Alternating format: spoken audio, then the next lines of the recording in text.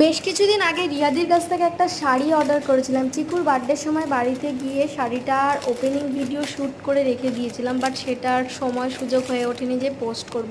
তবে আজকে ভাবলাম যে ভিডিওটা তোমাদের সাথে শেয়ার করেই দিই। শাড়িটা ছিল ঘিচা সিল্ক আর সাদার মধ্যে ছিল বনলতার উইভিংয়ের ওপরে।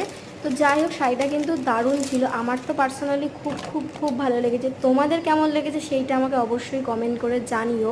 শাড়িটার প্রাইস মাত্র 1250 টাকা বা 1300 টাকা এরকম ছিল।